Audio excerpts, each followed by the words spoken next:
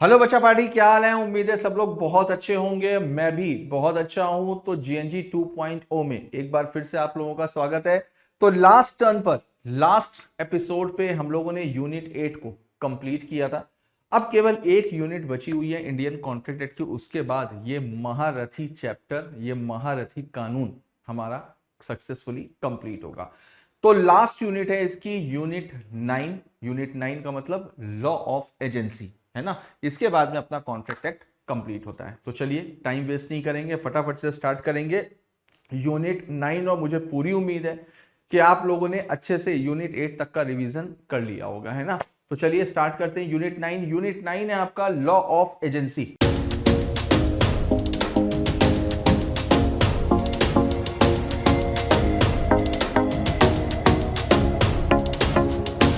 तो सबसे पहले तो एजेंसी का मतलब समझते हैं कि एजेंसी होती क्या है। तो देखो, जब कोई भी एक पर्सन अपने किसी काम को करने के लिए और उस काम को करने के लिए थर्ड पर्सन के सामने अपने आप को रिप्रेजेंट करने के लिए किसी दूसरे पर्सन को ऑथराइज करता है या किसी दूसरे पर्सन को अपॉइंट करता है, तो जो पर्सन अपॉइंट कर रहा है उसको बोला जाएगा प्रिंसिपल, और जिसको अपॉइंट किया जा रहा है उसको बोला जाएगा एजेंट। एजेंसी बेसिकली देखो होती क्या है, एजेंसी एक रिलेशन है।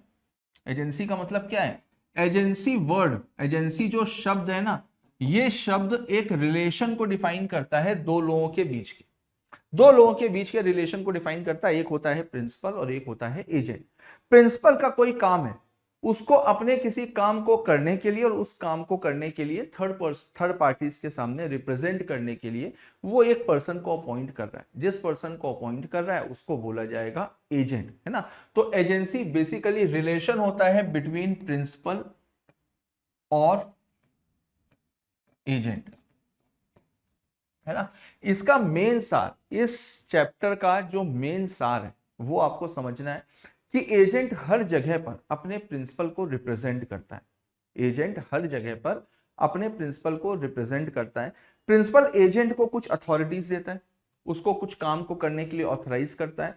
तो जिस काम को करने के लिए ऑथराइज किया है या उसकी जितनी भी अथॉरिटीज हैं उसके अंदर रह करके वो कोई भी काम करेगा, इवन वो फ्रॉड भी करेगा, वो कुछ भी गलत काम भी करेगा, तो भी उसके हर किए गए काम के लिए, चाहे वो सही हो या वो गलत हो, लायबिलिटी किसकी होगी, प्रिंसिपल की होगी। हाँ, अपनी अथॉरिटी के बाहर जाकर के अगर कोई भी काम करता है तो उसके लिए एजेंट खुद लायबल होगा। लेकिन जिस काम के लिए उसको ऑथराइज किया गया है उस काम में अगर वो कोई भी गड़बड़ करता है, कुछ भी गलती से हो जाए, जानबूझ करके हो जाए, फ्रॉड हो जाए, हर उस काम के लिए लायबिलिटी हमेशा प्रिंसिपल की होगी। क्यों?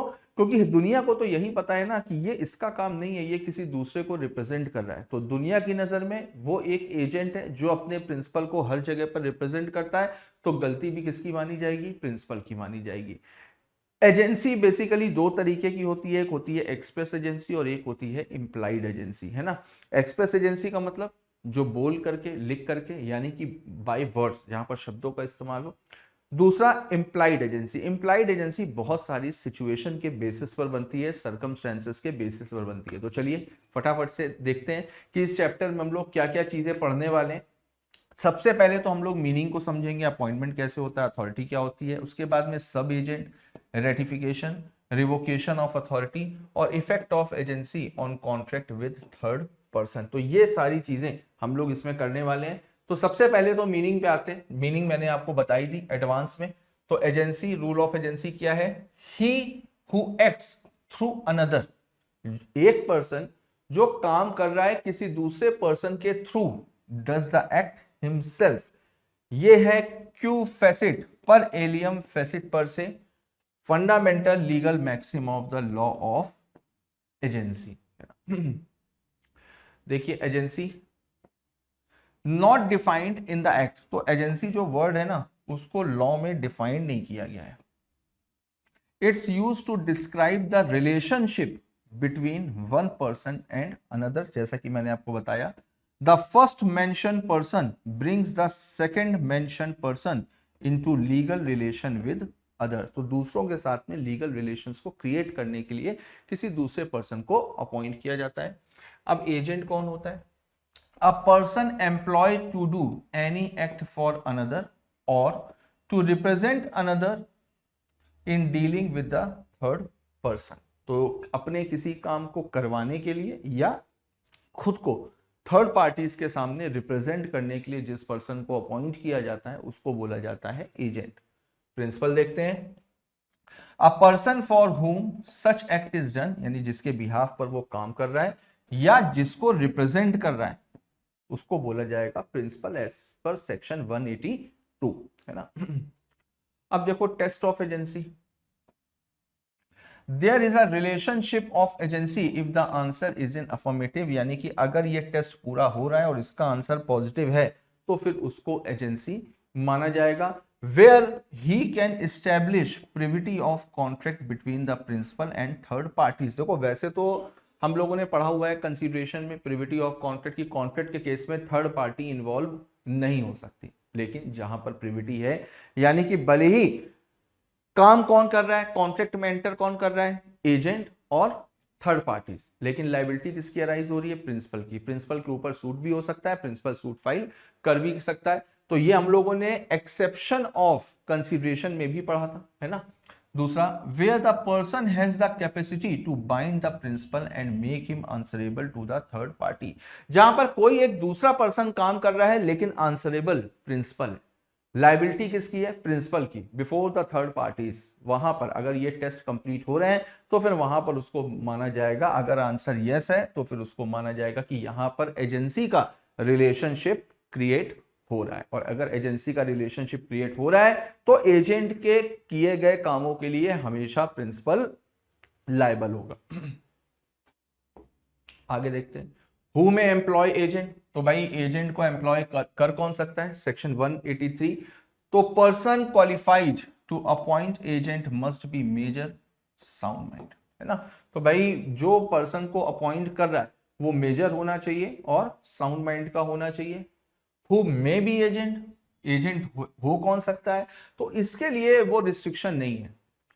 साउंड माइंड और माइनर, माइनर भी एजेंट बन सकता है, लेकिन फिर माइनर के किए गए हर काम के लिए प्रिंसिपल लायबल होगा, भले ही वो माइनर की अथॉरिटी के अंदर हो या बाहर।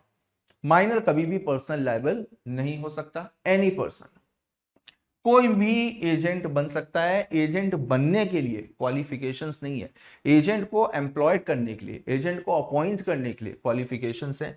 इवन अ माइनर और a person of unsound mind, his act shall be bound the principal, उसका किया गया हर काम से प्रिंसिपल लायबल होगा। As a rule of caution, a minor और a person of unsound mind should not be appointed as an agent. बिल्कुल यहां पर एक एडवाइजरी दी गई है, यहां पर आपको एक चेतावनी दी गई है, एक एडवाइस दी गई है कि भाई माइनर को और अनसाउंड माइंड पर्सन को आप अपॉइंट कर तो सकते हो एज एन एजेंट, लेकिन ये बात ध्यान रखना कि उनके किए गए हर काम के लिए लाइबिलिटी आप ही की होगी। तो इस वजह से माइनर को और अनसाउंड माइंड को एजेंट एम्प्लॉयड नहीं करना चाहिए, है ना।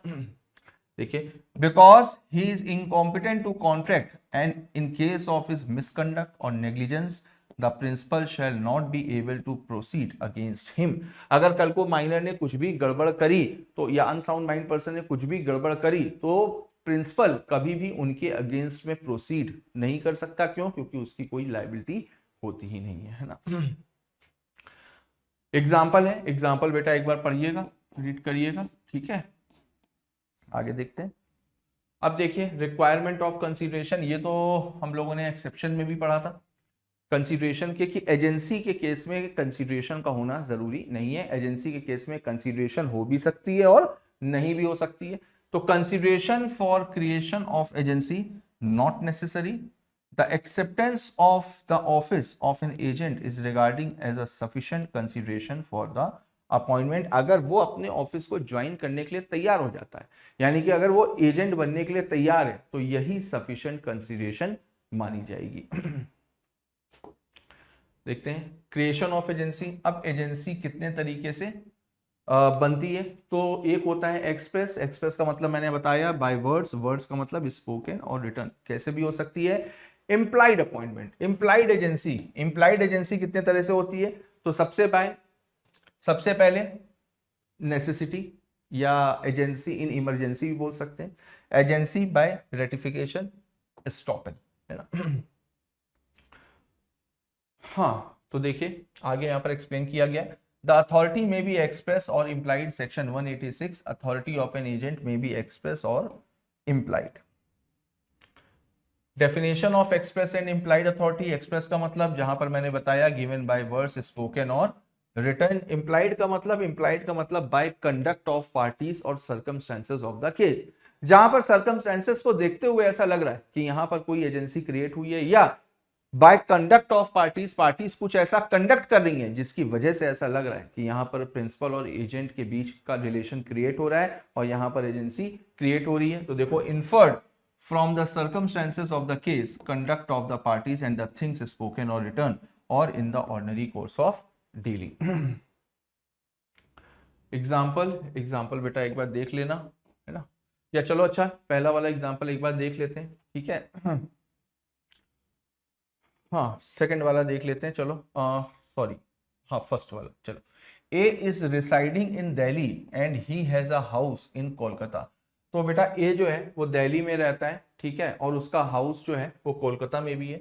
ए authorises B under a power of attorney, A ने बी को अपॉइंट किया under a power of attorney. Power of attorney का मतलब क्या होता है, एक स्टैम्प पेपर में हम अपनी पावर्स को डेलीगेट करते हैं किसी दूसरे पर्सन को, वो रजिस्टर्ड होता है। इंडिया में जनरली जो पावर्स डेलीगेट करी जाती हैं, जो एजेंट को अपॉइंट किया जाता है एक्सप्रेस वे में, राइटिंग में, तो उसको बोला जाता है पावर ऑफ अटॉर्नी। उस डॉक्यूमेंट को बोलते हैं power of attorney as a care taker of his house.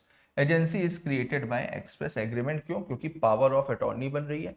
Power of attorney बन रही है तो इसका मतलब क्या हुआ, पावर ऑफ अटॉर्नी बन रही है तो इसका मतलब हम यहाँ पर राइटिंग में स्टैम्प पेपर में लिख करके किसी को ऑथराइज करें। तो ये एग्जाम्पल है आपका एक्सप्रेस एग्रीमेंट का, है ना। बाकी एग्जाम्पल एक बार पढ़िएगा। ठीक है, आगे देखो, नेसेसिटी, इसको आप बोल सकते हो एजेंसी ऑफ नेसेसिटी या एजेंसी इन इमरजेंसी। अगर कोई ऐसी इमरजेंसी सिचुएशन अराइज हो जाए कि कोई पर्सन एजेंट नहीं है या उस पर्टिकुलर काम को करने के लिए ऑथराइज नहीं है, लेकिन तो भी वो अपने प्रिंसिपल को बचाने के लिए गुड फेथ में, यानी कि अच्छी इंटेंशन के साथ में, प्रिंसिपल को नुकसान से बचाने के लिए अगर कोई भी काम करता है तो उस पर्टिकुलर काम के लिए उसको एजेंट इन नेसेसिटी या एजेंसी इन इमरजेंसी माना जा सकता है। तो देखिए, an agency of necessity arises due to some emergent circumstances. In such case, a person is authorized to do what he cannot to do in ordinary circumstances. तो जो काम वो ordinary circumstances में नहीं कर सकता है, तो कुछ ऐसी इमरजेंसी अराइज हो रही है कि जिस काम को उसको करना पड़ रहा है, लेकिन याद रखिएगा इन गुड फेथ, और दूसरा अपने प्रिंसिपल को नुकसान से बचाने के लिए। For that he acquires an extraordinary और special authority to prevent his principal from loss. तो बेटा इंटेंशन यही होनी चाहिए कि हम अपने प्रिंसिपल को नुकसान से बचाने के लिए, जैसे अगर कोई एक आदमी है वो किसी प्रॉब्लम में फंस गया, तो वो जो काम खुद के लिए करेगा, जो काम खुद को नुकसान पहुंचाने के लिए करेगा, वही काम वो प्रिंसिपल को भी नुकसान से पहुंचाने के लिए करेगा। तो एक जो ऑर्डिनरी प्रूडेंस होता है ना, ऑर्डिनरी प्रूडेंस, ये जो शब्द है, ये शब्द कई बार इस्तेमाल हुआ है इंडियन कॉन्ट्रैक्ट एक्ट में भी, सोगा में भी। तो इसका मतलब क्या होता है, इसका मतलब होता है जब कोई भी पर्सन कोई ऑर्डिनरी ट्रांजैक्शन करता है या ऑर्डिनरी सिचुएशन में जो अपना ऑर्डिनरी दिमाग इस्तेमाल करता है, तो हर आदमी को वही दिमाग, वही बुद्धि, वही समझदारी का इस्तेमाल करना चाहिए।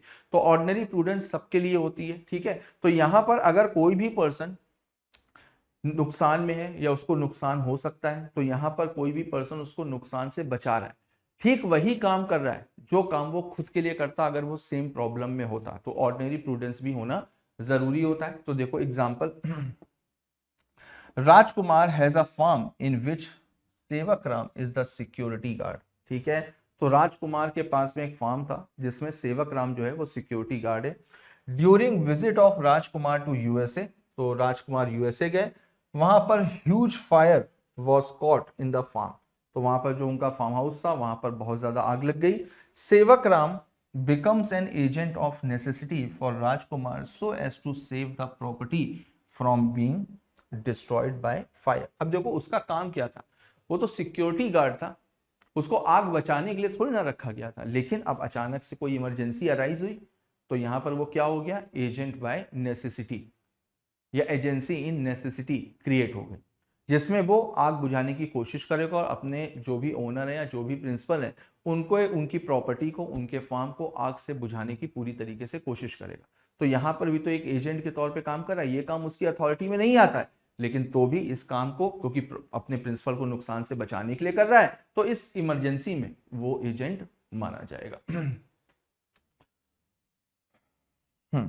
Rajkumar, the principal, will be bear up all the expenses which Sevakram, his agent of necessity, incurred to put out the fire and save the farm from the destruction during Rajkumar's absence from the country. तो भाई यहाँ पर जितना भी खर्चा हुआ होगा, जो भी लाइबिलिटी अराइज हुई होगी, जो भी एक्सपेंस हुए होंगे, उन एक्सपेंस के लिए रिस्पॉन्सिबिलिटी किसकी होगी?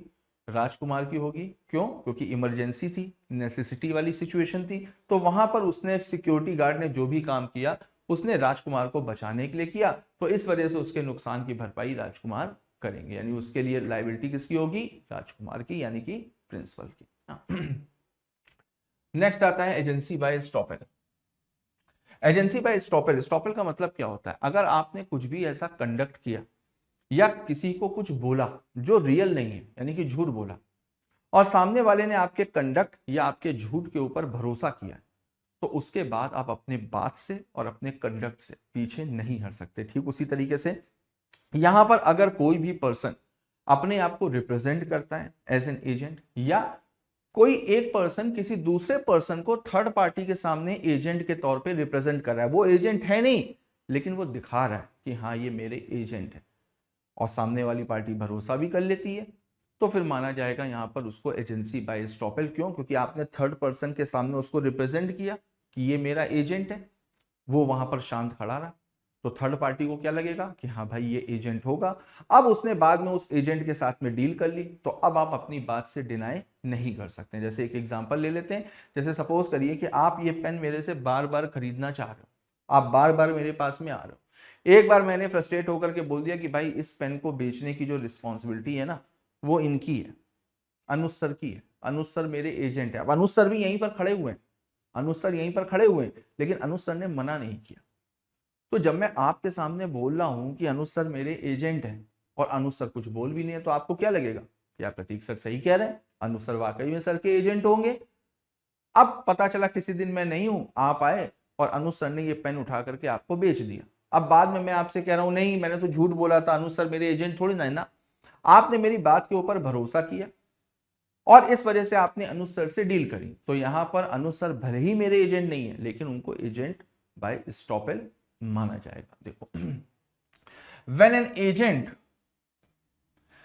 Has without authority done acts और incurred obligations to third person on behalf of his principal, the principal is bound by such act or obligation if he has by his words or conduct induced such third person to believe that such acts or obligation were within the scope of the agent's authority।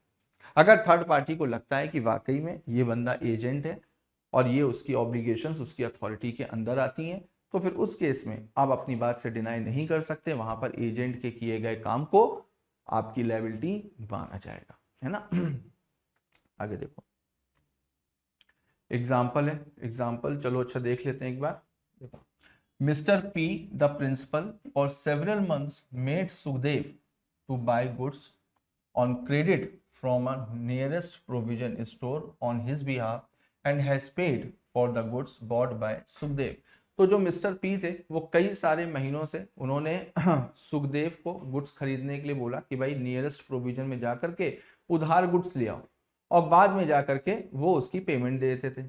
ठीक, here P can not later refuse to pay for the goods purchased from the provision store who had supplied goods on credit to Sukhdev in belief that he was P's agent was buying the goods on behalf of P।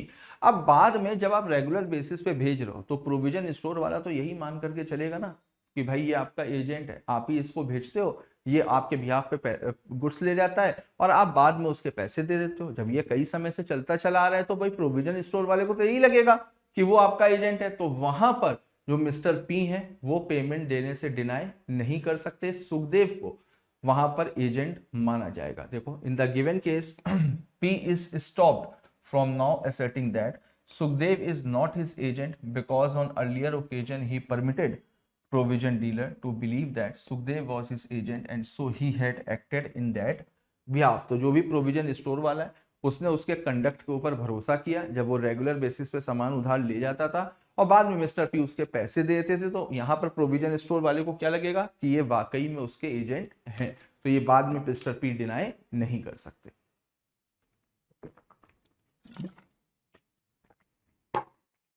आगे देखते हैं agency bye ratification. Ratification का मतलब क्या होता है? Ratification का मतलब होता है किसी गलत चीज को सही करना, किसी गलत चीज को अप्रूवल देना या किसी गलत चीज को एक्नॉलेज करना। अब देखो एजेंसी बाय रेटिफिकेशन में क्या होता है, यहां पर एजेंट कुछ काम कर रहा है, वो एजेंट है नहीं, वो एजेंट है नहीं, उसने कुछ काम किया और आपको रिप्रेजेंट करते हुए किया। हालांकि आपने उसको अपॉइंट नहीं किया था, ना आपने उसको वो काम करने के लिए कहा था, लेकिन उसने तो भी सामने वाले से झूठ बोल करके अपनी मर्जी से वो आपका एजेंट बन गया और काम कर दिया और सब जगह यही बताया कि मैं तो इनका एजेंट हूं। अब जब खबर आपके पास में आई, आपको लगा कि यार ठीक है, इसमें तो फायदा हो रहा है, कोई दिक्कत वाली बात नहीं है, आपने सबके सामने उसको अप्रूवल दे दी, ठीक है इसने जो भी काम किया ये मेरा एजेंट ही है और इसने जो भी काम किया मैं उसको एक्नॉलेज कर रहा हूं। This is called agency bye ratification. अब इसमें बच्चों को कंफ्यूजन होता है कि एजेंसी बाय स्टॉपेल और एजेंसी बाय रेटिफिकेशन में फर्क क्या है। तो बेटा देखो, एजेंसी बाय स्टॉपेल में कॉन्ट्रैक्ट बाद में हो रहा है, रिप्रेजेंटेशन कंडक्ट पहले हो रहा है। एजेंसी बाय रेटिफिकेशन में क्या है, काम पहले हो रहा है और एजेंसी बाद में क्रिएट हो रही है। मेरी बात समझ में आ रही है? एजेंसी बाय स्टॉपेल में क्या है, काम बाद में हो रहा है, एजेंट पहले बनाया जा रहा है, भले ही वो एजेंट नहीं है लेकिन उसको बनाया जा रहा है तो बाय कंडक्ट। और एजेंसी बाय रेटिफिकेशन में क्या है, काम पहले हो रहा है और बाद में प्रिंसिपल उसको अपना एजेंट बना रहा है। ये फर्क होता है एजेंसी बाय रेटिफिकेशन में, है ना। तो देखते हैं एक बार meaning of ratification and manner. Meaning, approving a previous act और ट्रांजैक्शन, पुराने वाले एक्ट को अप्रूव करना, पुराने वाले काम को अप्रूव करना। Manner, express or implied by the conduct of a person on whose behalf the act was done। इसका एक एग्जांपल ले लेते हैं। जैसे सपोज करो कि मेरे पास कानपुर में एक प्रॉपर्टी है, मैं उसको 2 करोड़ रुपए में बेचना चाह रहा हूं, ठीक। अब मैंने अभी तक किसी को बोला नहीं है, वहां पर एक मिस्टर एक्स रहते हैं, वहां पर एक मिस्टर एक्स रहते हैं, वो मेरे को जानते हैं, मैं भी उनको जानता हूं, लेकिन मैंने उनसे कभी कहा नहीं कि यार मेरी प्रॉपर्टी को बेचो। मिस्टर एक्स ने एक बार मिस्टर वाई को बोला कि यार प्रतीक सर ने मेरे को अपॉइंट किया है और उन्होंने मेरे से कहा है कि मेरी प्रॉपर्टी 2.5 करोड़ रुपए में बिकवा दो। तो मिस्टर वाई ने बोला ठीक है, ये प्रॉपर्टी मैं खरीदने के लिए तैयार हूँ, चलते हैं प्रतीक सर के पास बात करने। अब ये दोनों लोग मेरे पास में आए। मिस्टर वाई ने कहा कि देखिए एक्स तो आपके एजेंट हैं और ये आपकी प्रॉपर्टी को 2.5 करोड़ रुपए में बेच रहे हैं। मैंने सुना, मैं तो पहले शॉक, यार मिस्टर एक्स मेरे एजेंट तो है नहीं, ये कैसे प्रॉपर्टी को बेच रहे हैं। लेकिन जब मैंने पूरी बात सुनी कि यार 2.5 करोड़ रुपए में खरीदने के लिए तैयार है, मैं तो सोच रहा था कोई 2 करोड़ रुपए में खरीद ले। तो भाई जब 2.5 करोड़ रुपए में मुझको मेरी प्रॉपर्टी के पैसे मिलने हैं, ज्यादा पैसे मिल रहे हैं, तो मैंने नुकसान किया। मैंने कहा हाँ हाँ ठीक है, बिल्कुल सही बात है, बिल्कुल सही बात है, एक्स ने आपसे बिल्कुल सही बोला है, 2.5 करोड़ रुपए में मैं ये प्रॉपर्टी बेचने के लिए तैयार हूं।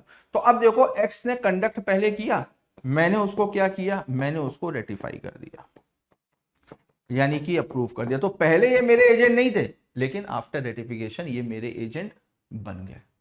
क्लियर है? देखो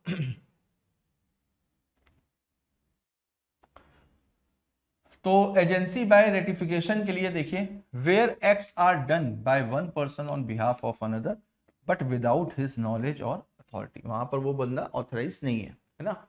ही में इलेक्ट, अब उसके पास में दोनों ऑप्शन है, या तो वो रेटिफाई कर देगा यानी कि अप्रूव कर देगा, या वो डिसओन सच एक्ट, या तो वो मना कर देगा।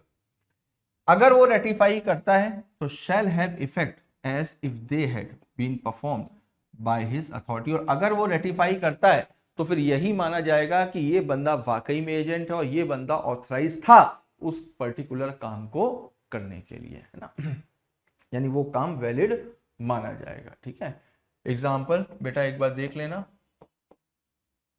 ठीक है, जो भी एग्जाम्पल ना समझ में आए पूछ लेना, इसमें सारे एग्जाम्पल्स जो है ना सब इंपॉर्टेंट मैंने डाले हैं।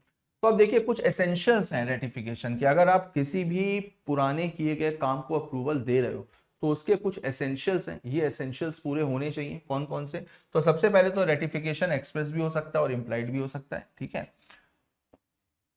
प्रिंसिपल एजेंट के किए गए काम को अप्रूवल दे रहा है, रेटिफाई कर रहा है, तो प्रिंसिपल को उसकी पूरी नॉलेज होनी चाहिए, पूरी नॉलेज होनी चाहिए, उससे छुपा करके कुछ भी नहीं होना चाहिए, तो पूरी नॉलेज होनी चाहिए वैलिड रेटिफिकेशन के लिए। तीसरा, effect of ratifying unauthorised act forming part of transaction, और हमेशा वही काम को रेटिफाई किया जाएगा जिस काम को उसने पहले अनऑथराइज तरीके से किया है।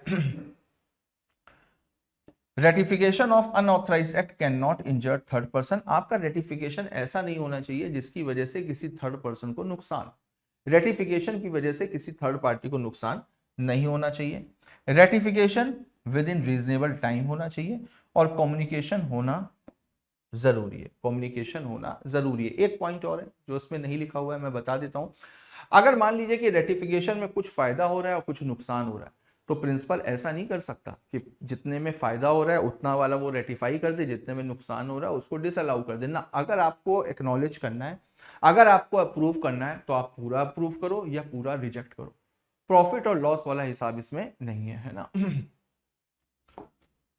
एग्जाम्पल है, एग्जाम्पल बेटा एक बार देख लेना, ठीक है, लेकिन देख जरूर लेना एग्जाम्पल, इसकी पीपीटी आपको मिल जाएगी। ठीक है, पीपीटी इसकी आपको डीसी ऐप पर मिल जाएगी। एग्जाम्पल जितने भी दिए हुए हैं, एग्जाम्पल सारे के सारे प्रीवियस ईयर क्वेश्चन से ही रिलेटेड हैं, तो इस वजह से एग्जाम्पल देख जरूर लेना। सारे के सारे प्रोविजन के साथ में दिए हुए हैं, प्रोविजन पे बेस्ड है।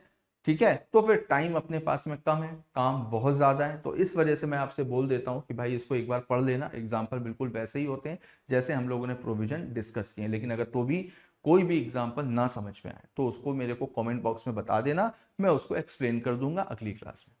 डन है? तो चलो बच्चा पार्टी आज के लिए इतना ही रखते हैं, है ना। ये थोड़ी सी यूनिट बड़ी है, तो इसको खत्म करने में 2 टर्न और लगेंगे, 2 एपिसोड और लगेंगे।